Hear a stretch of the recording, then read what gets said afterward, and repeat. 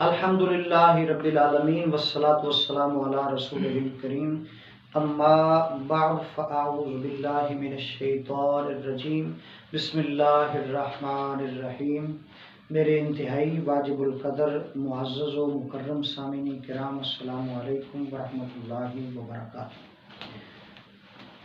کل سے یہ مسئلہ پورے پاکستان میں سوشل میڈیا پہ اور پرنٹ میڈیا پہ، الیکٹرانک میڈیا پہ بڑا عروج پر ہے۔ جب سے صدر محترم صدر پاکستان نے یہ فیصلہ متفقہ طور پر علماء کی موجودگی میں پڑھ کر سنایا کہ جمعۃ المبارک کی نماز میں جماعت کے دوران دیگر جو فرائض کی جماعتیں ہیں ان میں جو صفیں ہیں ان کے درمیان اسی طرح نماز تراویح جب رمضان شریف میں پڑھائی جائے گی، اور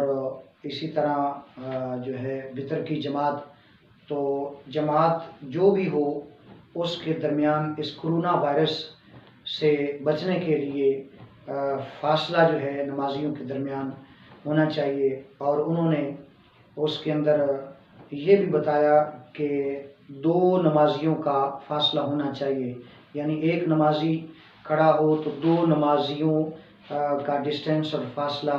ہو، پھر آگے دوسرا نمازی، اسی طرح پھر 2 نمازیوں کا فاصلہ، پھر آگے نمازی، اس طرح جو ہے وہ صف ہونی چاہیے، درمیان میں خلا اور ڈسٹینس اور کشادگی ہونی چاہیے۔ تو اس پر کئی ٹیلی فون بھی میرے شاگردوں کے آئے اور ماننے والوں کے، اور اس کے علاوہ سوشل میڈیا پر بھی اور دیگر علماء جو ہے انہوں نے بھی ٹیلی فون کیے۔ تو بعض حضرات نے کہا کہ یہ ٹھیک نہیں ہے اس طرح ڈسٹینس اور فاصلہ جو ہے جماعت کے دوران، اور بعض حضرات نے اس کے جواز کا فتویٰ دیا یہ ٹھیک ہے۔ تو میں بھی اس کے حوالہ سے جو میری تحقیق ہے آپ کے گوش گزار کرنا چاہوں گا، تاکہ امت مسلمہ کا، ہمارے نمازی بھائیوں کا جو کنفیوژن ہے، پریشانی ہے، وہ دور ہو جائے۔ تو اللہ تبارک و تعالی ہمیں حق سچ بیان کرنے کی توفیق عطا فرمائے اور ہماری زبان پر کلمت و حق جاری فرمائے۔ تو میں نے حدیثوں کا مطالعہ کیا، فقہا کی کتب کا مطالعہ کیا، تو ساری کتب کا مطالعہ کرنے کے بعد جس نتیجے پر میں پہنچا وہ یہ ہے کہ تمام جتنے بھی ڈاکٹرز ہیں، مسلم ہیں، غیر مسلم ہیں، انہوں نے بھی، اور مسلمانوں میں سے کوئی ایسے بھی ہیں جو متقی پرہیزگار بھی ہیں، باشرع بھی ہیں، ان سب نے متفقہ طور پر یہ ریسرچ کی ہے اور یہ حکم جاری کیا ہے اور یہ پیغام دیا ہے کہ یہ ایک ایسا وائرس ہے کہ جو باہم ملنے سے اور قریب کھڑے ہونے سے جو دوسرے کو لگ سکتا ہے اور پتہ بھی نہیں چلتا اور جان لیوا ثابت ہو سکتا ہے۔ اور یہ آپ شرعی اصول جانتے ہیں کہ اگر مستند ڈاکٹر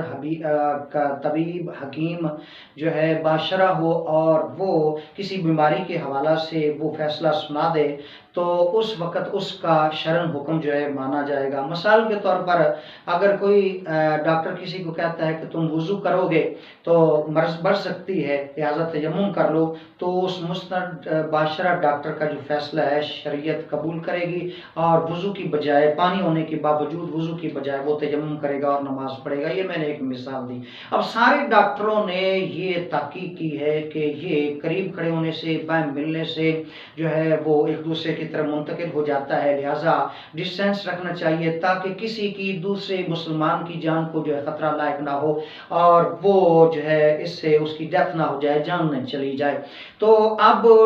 شرعن جو ڈاکٹروں نے کہہ دیا ہے، شریعت اس کو بھی فالو کرتی ہے اور مانتی ہے اور اس پر بھی عمل کرنا چاہیے، اور یہاں انہوں نے جان کو خطرہ لائق ہونے کا جو ہے وہ ذکر کیا ہے ڈاکٹروں نے کہ جان کو خطرہ ہے۔ تو اب ایک طرف تو جان کو خطرہ ہے اور جان کو بچانا جو ہے وہ ہر مسلمان پر لازم ہے، بلکہ در مختار میں، رد المختار میں اور فقہا کی دیگر کتابوں میں لکھا ہوا ہے کہ اگر بندہ کوئی فرض نماز بھی ادا کر رہا ہے تو کوئی اگر بندہ مر رہا ہے اور اسے یقین ہے کہ یہ بندہ کنویں میں گر رہا ہے، آگ میں جل رہا ہے، تو وہ فرض نماز کو ترک کر دے، وقتی طور پر توڑ دے اور اس کی جان بچائے۔ تو گویا کہ جان بچانا کسی کی مسلمان ہو یا غیر مسلم ہو یہ فرض ہے، بلکہ میں تو کہتا ہوں یہ فرض عین ہے کہ فرض کو ترک کر دے اور فرض عین کو اپنائے، فرض کو چھوڑ کر اس کی جان بچائیں، پھر آ کر نماز پڑھ لیں۔ تو اب ایک طرف فرض عین ہے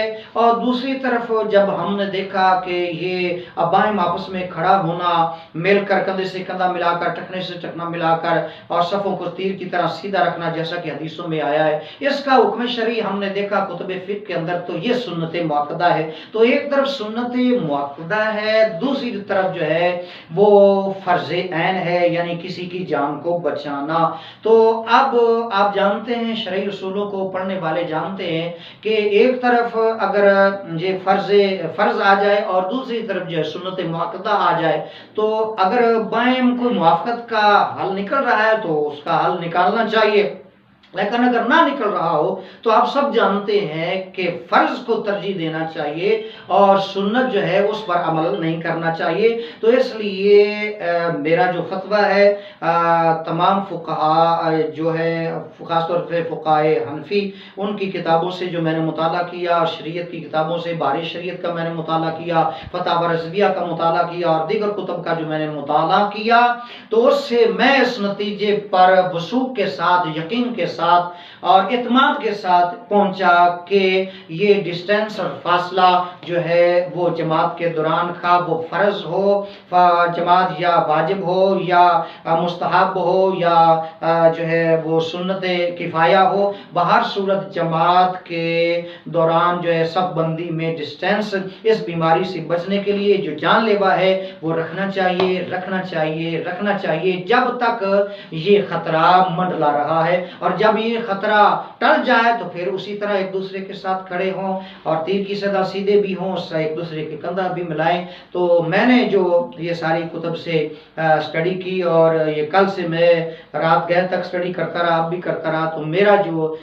یہ کتب کی روشنی میں جو رائے ہے اور جو نظریہ ہے، اس کو فتویٰ سمجھ لیں یا جو بھی سمجھ لیں، یہ بالکل ٹھیک ہے۔ اللہ تعالی ہمیں اس پر عمل کرنے کی توفیق عطا فرمائے اور اللہ تعالی ہم سب کو اس وبائی بیماری سے محفوظ فرمائے۔ وما علینا الا البلاغ۔